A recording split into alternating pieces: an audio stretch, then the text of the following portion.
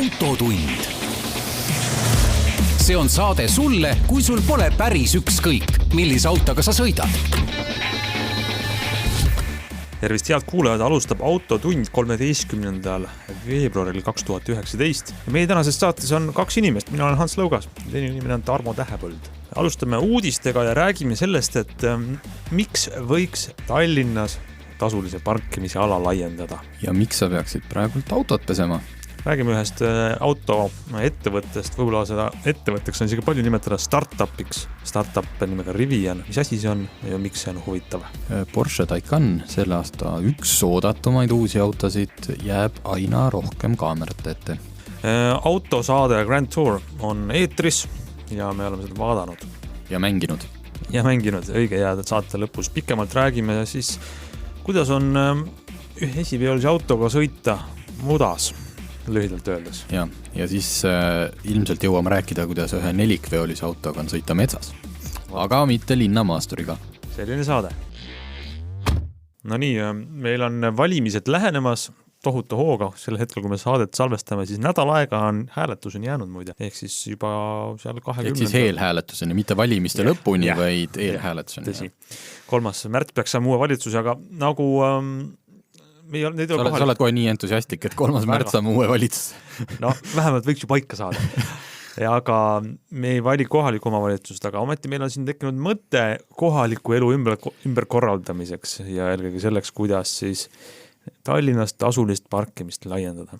Väga ebapopulaarne mõte, ütleme kohe ära. Jumal tänatud, et Tähepõld ei kandideeri. Ega sa kandideeri kuskil? Ei, ma ei kandideeri. Ei kuulu ka ühtegi parteisse ja ühtegi häält ma ka ei saaks selle ideest. No miks sa tahad inimestelt võtta raha, kui seda isegi vähe on parkimisest? Räägime siis, jutt käib, fookus on Kalamajal, tegelikult käib see kogu kesklinna selliste populaarsemate uus- ja tiheasustuste kohta. Lihtsalt ma näen, et see on ainuke võimalus, et kõik halavad kogu aeg, ma ise ka. Ja, nagu mulle meeldis öelda, et praegult käib ju Tallinnas lumesõda. Et linn on süüdi, et tänavad on puhastamata, linn ütleb, et inimesed on lollid ja neil on tihti ka õigus, et nad ei aja oma autosid eest ära ja mõni linna ametnik ütleb, et inimesed on üldsegi lumehelbeks ja ei viitsi lund rookida. See oli jah, see üks vist Tallinna linna juhi. Selles mõttes lumi sulab ära, aga ega selles mõttes autod ei sula ära. Ja Kalamaja lihtsalt on saavutanud praegu täielikult oma mahutavuse. Edasi juhtubki see, mida tähelepanelik jälgija saab lugeda Kalamaja foorumist, kus ongi, et juba hakatakse täiesti, norm on see, et eiratakse igasuguseid märke ja parkimise ja peatamise keelde. Pargitakse ülekäigu radadele, nende ette, pargitakse ristmiku nurgad kinni, inimesed ei näe sealt välja sõita, see on norm juba. Ja see on, kuidas ma ütlen, see ei ole mitte nagu arusaadav või heaks kiidetav, aga lihtsalt autost on nii palju ja kui keegi saabub Kalamaja, eriti kui ta on võõras inimene, on leppinud omal kohtumise näiteks, ma ei tea, 5:20, ta jõuab kohale ja ainuke koht ongi see ülekäigu rada, siis ta ilmselt, korraks, ma see 15 minutit ju ainult. Aga... Ja ma kohe räägin edasi ja hästi palju on selles süüdi see, et Kalamaja on saanud kesklinna parkimisplatsiks. Ma just tahtsin öelda, et Kalamaja põhiprobleem on see, et kus see Kalamaja asub.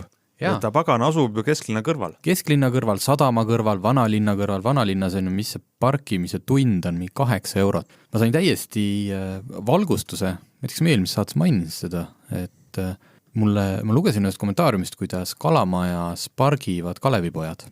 Ehk siis need inimesed, kes käivad Soomes tööl ja tulevad kuskilt kaugematest Eesti nurkadest ja kuhu oma auto siis jätad? Sa ei jäta kesklinnad tasulisse parkimisse. Kuigi sadama kõrval on need parklad, kus 24 tunni parkimine tegelikult on täiesti soodne. 3 eurot, 4 eurot. Oled 2 nädalat ära, pead juba üle 50 euro maksma, aga 2 nädala eest. Vanalinnas maksad sa 50 eurot, mis see on siis? 6 tunni eest. Midagi sellist, aga veel soodsam, et paned siis sinna paned Kalamaia.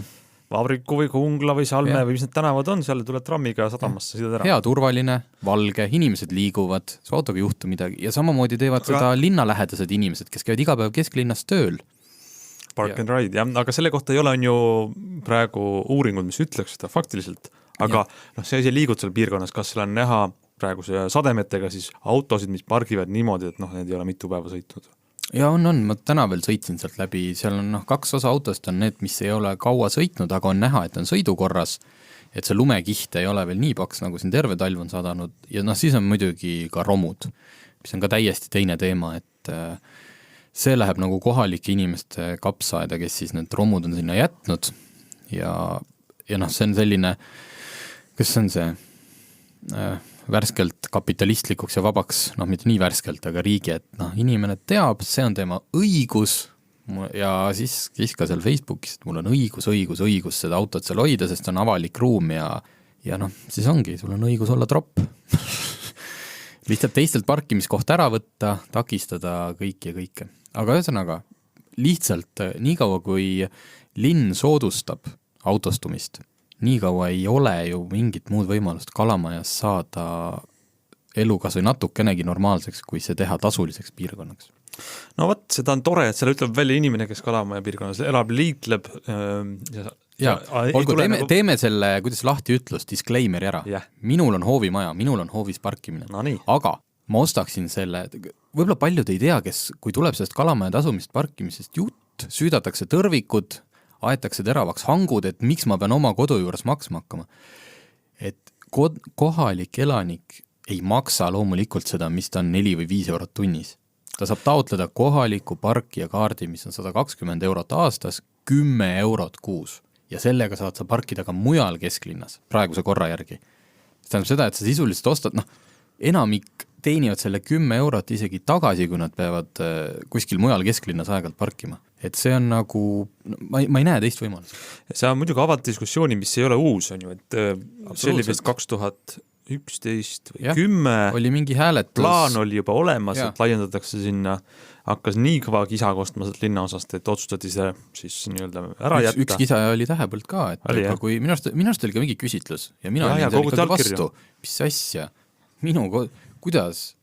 Jälle tahab linnavalitsus raha korjata, eks ju, see on ju esimene emotsioon. Ja nüüd ütleb kohalik elanik, et näete, elu on edasi läinud, oleme nii kaugel, et meil on vaja reguleerida seda, et igaks tasuta ei saaks sest et see on juba läinud üle kätte.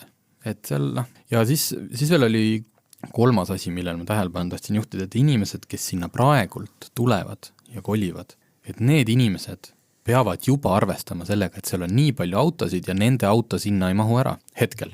Ja siis on see, et kui sa ostad sinna uus arendusse ja räägid, et ma parkimiskohta ei ostnud, sest need kuradi ärikad tahtsid selle eest mingi, ma ei tea, mis on, 10 000 või kui palju parkimiskohad maksavad. Selle võib sükke summa, mis on reaalne, jah. Siis, sorry, aga see ongi su korteri hind, Su korteri hind ongi, ma ei tea, 160 000 korteri eest pluss 10 000 parkimiskohta, et see nagu, ja kui sa ei ole nõus seda maksma, siis sul ei ole Kalamajas parkimiskohta. Ja kui sa ei jõua seda parkimiskohta osta, siis sorry, aga ära koli Kalamajja. Või ära sõida autoga. Ühesõnaga see, nüüd siin läksin kohe tatti pritsima, aga ma ei ütle, ma ei näe teist, kui keegi teab mingit paremat lahendust, kuidas see Kalamaja parkimisporno lahendada, siis saatke auto@geenius.ee. Jah, mis oleks realistlik, et me ei saa Kalamaja ära kolida kahjuks sealt, kus ta on, magusast kohast. Just, et sellist ettepanekud, et ärme enam kedagi sinna elama luba ja see kõik ei päde. See ei päde. Kuule, aga me jõuame veel rääkida ühe soovitusega ära, enne kui me väikse pausi teeme. Miks oleks praegu just õige aeg autot pesta? Lörtsi on palju, temperatuur käib seal plussi-miinuse vahel, kõike pritsib. Miks me peaks just praegu autot pesema? See läheb kohe uuesti mustaks. Läheb küllaks, see on süda rahul. Ma hoolitsesin oma auto eest. Ja lihtsalt see on praegu võimalus, et kõik inimesed, kes kardavad tihti õigustatult, kui sul on natukene vanem auto, et kui ma nüüd auto ära pesen, siis mul külmuvad kõik lukud ja aknad ja uksed kinni, et ma ei saa selle autoga pärast midagi teha enam. Et kui sa näed, et on tulemas paar sula ilma, käi kas või selles samas selvepesulas, ise survepesuriga, et sa ei saa, selles mõttes jah, et see ei ole see, et sa saad siis sõita nüüd paar päeva puhta autoks, sa ei saa, see läheb kohe mustaks. Aga sa saad põhja alt rattakoobastest, veermiku osadelt, kui sa sealt sudid selle püstoliga, saad seda soola vähemaks. Kas see soola asi on nüüd hirmus asi? Mõtlen, ma ei tea, räägivad, et on. Päris hullud tondi jutud käivad ikka, et see sool Ei, ma arvan, et ei, selles mõttes, kui sul on ostetud viimase 5 aasta jooksul ja liisingu auto ja garantii auto, siis jumala eest mitte midagi juhtu. Kui sul on 5 + 10 aastat vanem auto, sa tead, et sul on mingid kriimud, mingid täkked. Sul on öeldud, et kuskil põhja all hakkab juba oranžiks tõmbama. Kuskilt hakkab minema, siis sealt. Siis see on su enda heaks, et kui sul õnnestub seda protsessi natukenegi peatada, siis auto pesemine on ikka viisakas ja tore. Seda küll, ja tead, ma käisin hiljuti ülevaatusel ja siis pisteti mulle pihku flyer, reklaam puhas. Ja reklaam oli selleks, et ma peaks oma autole tegema selle põhja alla korrosiooni kaitse lisavanema. Et auto mul nüüd on üle 5 vist aasta vana varsti, et juba koputatakse südamele, et näed, vaad laisk peremees ja ei viitsi veel kogu aeg seda soola tõrjuda sealt, sest soola meil on iga talv, siis võitle korrosiooniga veel. Just sool on eriti, kui on sellised heitlikud ilmad, et kui oleks meil siin olnud nädal 2 -15, -20, siis seda nii palju enam ei ole sellistel temperatuuridel, ta ei lendu nii, ta on seal ütleme siis kinni ja ära lükatud. Aga just, et kui ta on sulav ja kõik voolab. Aga sellest korrosioonitõrjest tead, siis selle välja tõid. Me peaksime mõnes saates pikemalt rääkima. Mis need vahendid on? Mis tähendab korrosioonitõrje auto põhjale? Selge, aga teeme siia väikse pausi, sest et selles saates me korrosioonitõrjest ei räägi. Autotund. Läheme autotunniga edasi, vaatame korra, mis maailmas on uudist ja mis põnevat ja pöörame korra pilgud sellisele automargile nagu Rivian. Rivian, mina esindan siin saadet seda normaalset, tavalist inimest, kes ei pea teadma igasugu hullusi, millega maailmas toimub, mis nad välja mõtlete, autohullud. Mis asi on Rivian, miks see on huvitav? Rivian on üllatus elektriauto. Jah, tõsi, jah. Elektrikastikas. Temast on ka maasturi versioon, ehk siis kastiga vaid kinnine. Aga Rivian, nagu ka paljud teised siin, mis auto uudistes on päris tihti juba selliseid, et kuskil keegi näitas või plaanib tulla selline, et mitte Volkswagen, Mersu või Audi mingi hiiglane, vaid kuskil keegi ehitab sellise, seni tundmatu nime alt. Siis Rivian on saanud rohkem pildile, ilmselt seetõttu, et auto on juba päris valmis. Ja lausa sõidab. Sõidab, ta ei ole enam nagu arvuti renderdus ja kellegi unistus. Ja miks see uudis saates sai on sellepärast, et ta on... Mul tekkis selline mulje, et autonduses hakkavad tekkima auto startupid ja mitte sellised, et mis toodavad autodele seal meediasüsteemi või mingit connectivity't, ühenduvust, vaid et su startup ongi auto ise. Sa võtad mingi väikese hulga insenere, mõtlete välja midagi, teete selle, kuidas on siis, MVP, minimum viable product või teete selle demo valmis ja hakkate pitchite seda automeediasse, nii lihtne, see ongi see, et kui sa teed mingi suhtlusäpi või sa teed raamatupidamisprogrammi, siis sellega saada kuskile, et sinust kirjutataks. Ja sa ei saa raamatupidamisprogrammis pilti teha. Vaata, et see meediaperspektiivist on see väga tore, kui on keegi teinud mingi käega katsutava päris asja valmis. Ägeda elektrikastika, kõik meedia on seda täis. Ja nüüd räägitakse, et Rivianil ongi vedanud. Uksele koputavad nii General Motors kui Amazon, kes tahavad sinna investeerida. Nad selles mõttes ei plaani teha hetkel Amazon Cari ilmselt, vaid äri ettevõtetena nad tahavad ampsu mingist potentsiaalselt edukast võileivast. Ja millega jõuame kuhu? Kalamajja. Kuidas nii? Nii. Kalamajas on ju üks samasugune küpsemas, meie oma nobe. Ma õudselt tahaks, et nobestaks asja. See on hästi kihvt auto, sellel on potentsiaali just sellistes samades kalamajades. Ta on nii hipster auto, kui veel olla saab. Elektrikas, nunnu, stiilne, ilmselt ei hakka maksma ka 100 000 nagu Teslad või Audi e-tronid, aga ta ei saa väga pikalt toimida üksik lihtsalt ise, et me paneme nüüd siia tootmise püsti ja hakkamegi ja jäämegi ellu.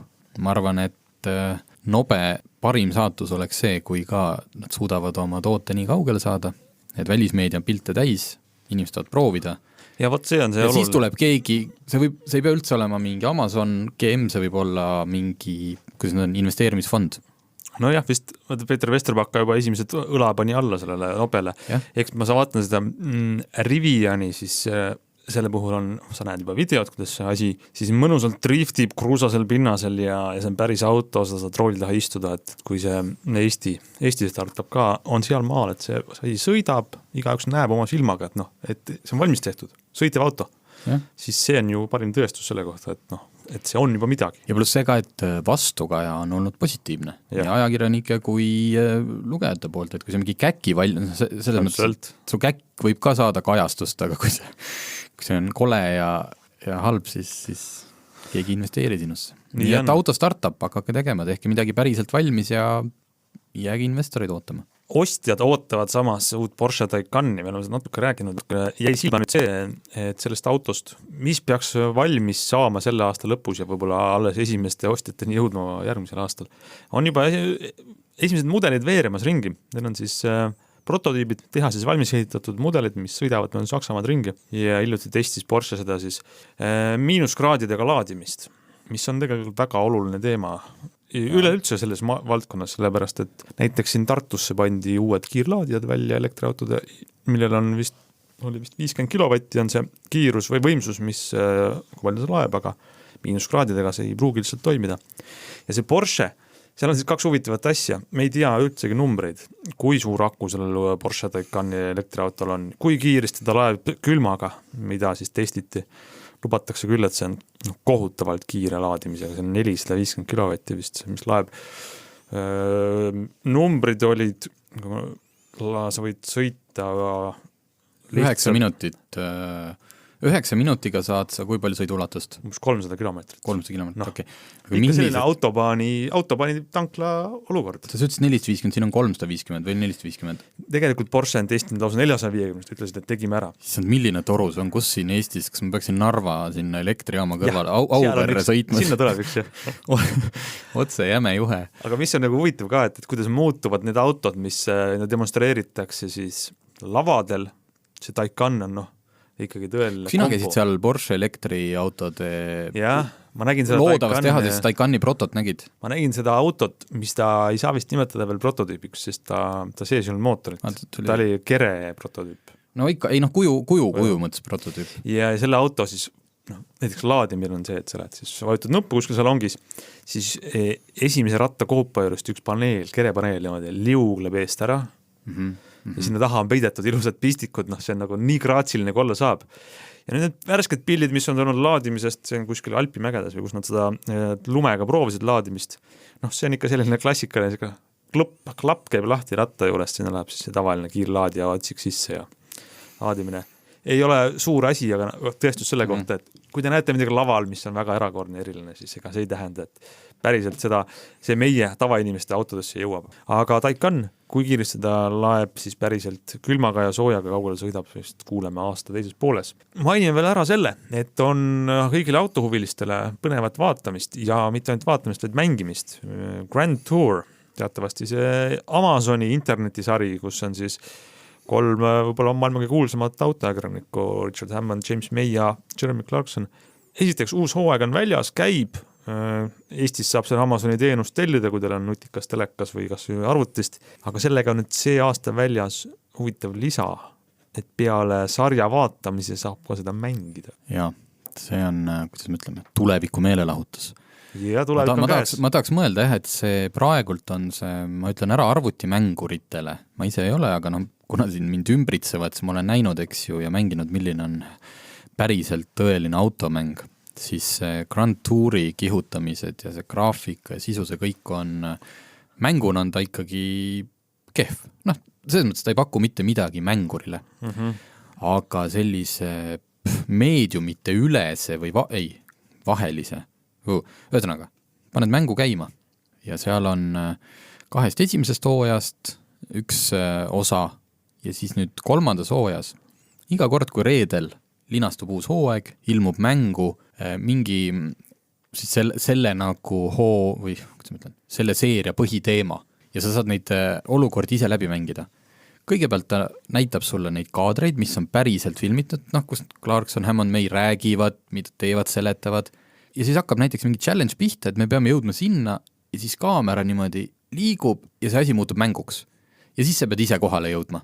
Ja see kõik on kohutavalt hea meelelahutus. eriti kihvt oli neid eelmisi hooaegu mängida, kus sul saade on natukene meelest läinud, hakkad vaatama juba kihvt, jaa, seal nad käisid nende autodega, siis sõidad ise selle Ferrari'ga, teed seal kiirendust, sellise esimese katsetusena, selline interaktiivne, kui ütlen ette, et aasta 2-5, see on nagu see Netflixi Bandersnatchi film, kus sa ise valid lõppu. See oli filmimaailmas, et siin Grand Touris sa ei saa nagu seda mängu süžeed valida, aga sa saad ise seriaali mängida, et see kõlab ju aburalt, aga see on võimalik.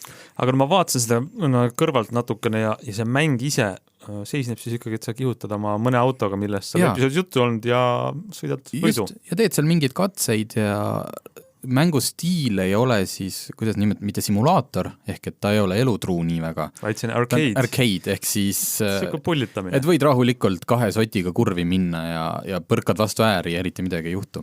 Aga ma ütlen, 15 € maksab see mäng, kellel on konsool kodus olemas, see on videomäng, mitte arvuti. Xbox One või PlayStation 4 ja, siis ma ei tea, mis te ostmata jätate, aga et see 15 € säästa, ma arvan, et see on tore meelelahutus, kui sulle see seriaal meeldib. Vot, selline soovitus meilt, aga läheme väiksele pausile siit. Autotund. No nii, lähme oma jutuga edasi autotunnis 13. veebruaril, kui tegelikult väljas on veel lumi, on talv, aga sa, Tarmo, käisid mudas sõitmas. No, kuidas? No see vahepeal tuli ju mõnus sula. Tegelikult me pidime ikka lumme sõitma minema, aga muda oli boonusena kaasas. Mis masinaga sa siis sõitmas käisid maastikul? Vist ei üllata mitte kedagi, kui ma ütlen linnamaasturiga.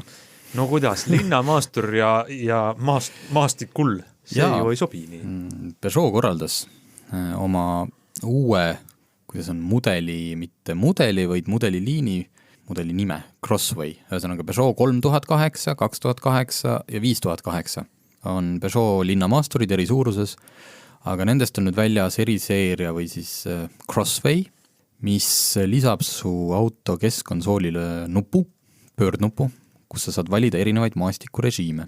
Nimi on Grip Control. Miks on see oluline, on see, et Peugeot linnamaasturi valikusse ei kuulu nelikveolisi autosid.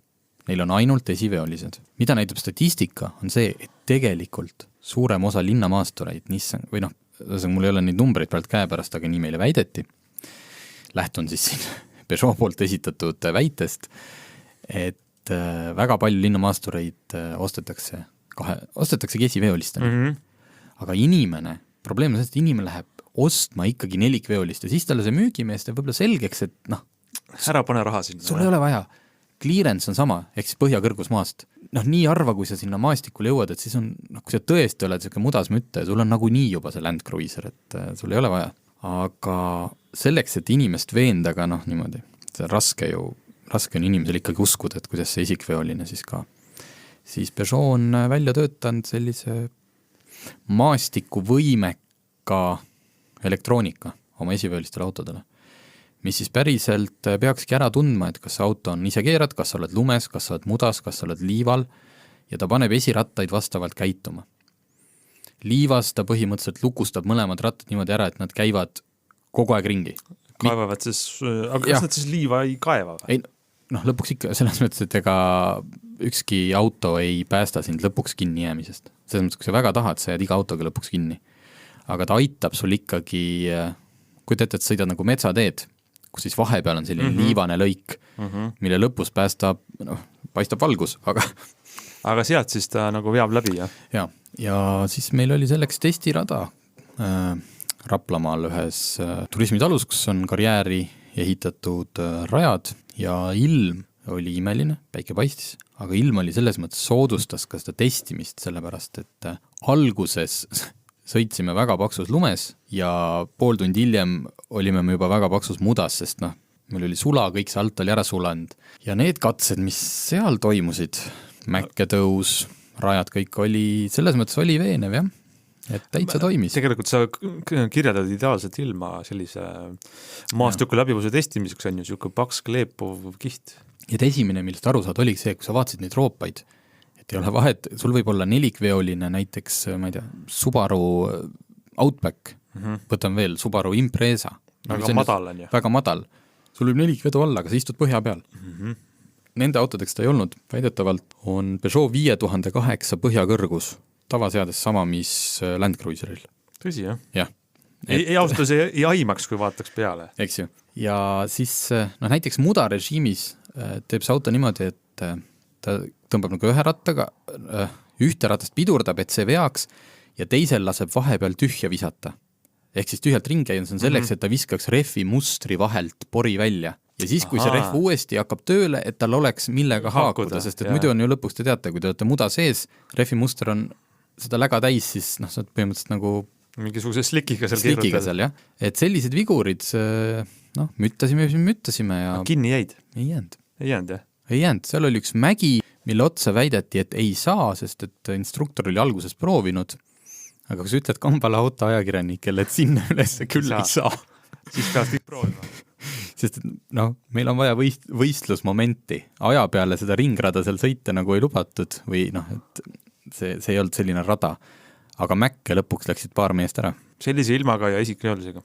Jah, et ei pea tingimata olema nelikvedu, kui sa ei ole selles mõttes siin linnas, kui me räägime linnatingimustest, kus su põhimure on see, et talvel on lumi lükkamata ja sa oled parkinud ennast hommikul ära ja õhtul on sulle näiteks lükanud traktor sinna selle vaalu ette või öösel sadanud lund ja selleks ei ole nelikvedu vaja.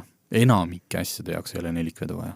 Ja kui me võtame see nelikvedu, mis on linnamaasturitel, ehk siis see, kus tagumised rattad tulevad siis appi, kui esimesed juba lootsetult kinni on, sorry, aga et seal ka võib olla. Ma jään ikkagi skeptiliseks selles osas, et lõpuks aitab sind välja see põhjakõrgus on ju. Ja, see igal juhul, jah. Aga kui sa juba oled... Ja kui sul on kui sul oleks nelikveoline, loomulikult selle läbivus on parem. Lihtsalt see konkreetne esikveoline oli väga hea. Et ega muud ei oskagi öelda, et see on siuke, kõlab siin nagu oleks Peugeot meile siia andnud väikse sponsorrahad, aga see aga sa käisid oma silmaga proovi? Jaa, see suutis ära veenda. See on siis Crossway mudelid, jah? Võtame siis kokku.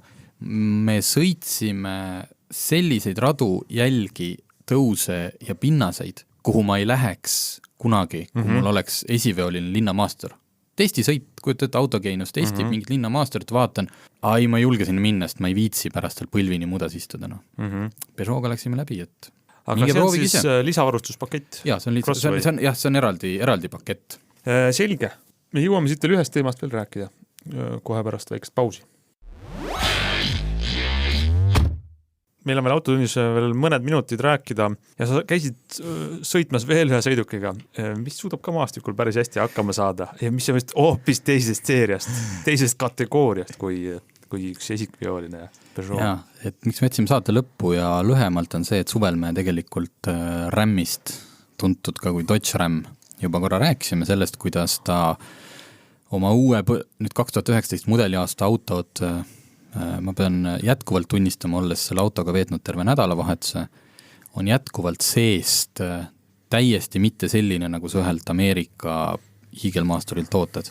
Seal ei olnud tüütud häirivad plastikut, see oli nagu kõikide mugavustega luksusmaastur, mis maksab muidugi 75 000 eurot sellisel kujul, nagu ta oli. Aga kui ma suvel sain põgusalt sellega lihtsalt maanteel sõita, siis kui nad alles Eestisse jõudsid, siis nüüd oli mul konkreetne test. Ma olin ühe seltskonna, kes eelistas millegipärast liikumiseks suuski, mitte autot. Saatemeeskond. Mis teil viga oli küll? Ma ei saa aru. Saatemeeskond, tavaliselt ma ise olen sellel samal matkal olnud alati suusataja. See aasta ma kuidagi ei suutnud leida endas seda jõudu. Et Rammist välja tulla ja suusatada. Rammist välja tulla ja ma pakkusin vabatahtlikult ennast saatemeeskonda, kes siis iga umbes tunni või 2 tagant kohtus matkaseltskonnaga, et pakkuda neile sooja teid ja küpsiseid. Rämm kõlab selleks kui päri paras auto. Jaa, see oli selles mõttes, et eks siis rajameister andis mulle ka paar korda ikkagi väljakutse ja pani selle kohtumispaiga sellisesse kohta, kuhu ma ei oleks läinud kindlasti mitte selle Peugeot'ga, millega me just sõitsime. Ja üks põhjus selleks, et kui me räägime põhjakõrgusest, siis see Rammi oma oli ikkagi Tead, me saame siit juba esimese soovituse tänasest autotund, teise soovituse juba, mis on siis see, et pühapäeval tuleb Tartu maraton ja kui te lähete sinna Tarmo stiilis, ehk siis rooli tagant ei taha lahkuda, aga ütlete, et ma lähen Tartu maratonile, ehk siis Rämm sobib hästi selleks, et olla abiks. Ja, et see, kui me rääksime Toyota Hiluxist hiljuti, siis oli see sama jutt, et palun ärge ostke kastikat, kui teil seda vaja ei ole. Ükskõik, kas on Rämm või Hilux. Aga nüüd ma laiendaks seda, et palun ärge ostke Rämmi, kui teil seda vaja ei ole. linnasõiduks. Aha. See, et sa elad, võtame jälle selle Kalamaja ette, kui sa elad Kalamajas ja sõidad rämmiga, sul peab jõhker närv olema, kust sa võtad selle? Mul olid kaamerad, mul olid parkimisandurid, ilm oli ilus. Ma keerasin seda autot, tead see parkla, mis on Balta kõrval, kus see vana rong on. Yeah. Seal parklas. 2 reas seal autod seisavad ja keskel ma sõitsin siin lõppu, avastasin, et seal ei ole ühtegi parkimiskohta, kuhu ma mahuks. Kui kaua ma seda ringi pöörasin, seda 6-meetrist autot. Et, või selles mõttes jumala eest ostke see omal linnasõidu autoks, aga kuidas te sellega elate, ma aru ei saa. Kui teil on rämmi vaja, kui teil on vaja vedada raskeid asju, see oli maanteel, sellega sõitsin Pärnusse ja tagasi. Tõesti, sellest jumala tundest on väga raske pärast lahti lasta. ma mõistan neid inimesi, kes ta rämmi osta tahavad, sest see on nagu... Sa oled teistest kõrgemale. Sa oled teistest üles, lased selle vedrustuse veel üles, siis sa saad veel paar sentimeetrit niimoodi võimas. Sellele rämmile, muuseas, kui kõik huvitab kütusekulu, sellele rämmile ei jõutud peale panna veel gaasiseadet, nagu enamikel Eesti omadele pannakse. Sest ma võtsin selle neilt käest ära, sellel nädalavahetusel just oli plaanis panna. Ja nüüd ma võin teile öelda, kui palju oli bensiinimootoriga kulu. Sul oli nüüd, ütle see mudel täpselt? Limited, see on kõige parem varustusaste. Kütusekulu, käies maastikul, käies maanteel, natukene loomulikult ka kiirendades ja pidurad, niimoodi, kuule. Ikka kiirendada. Sul on Suusatajad lähevad eest ära, vaata, ruttu.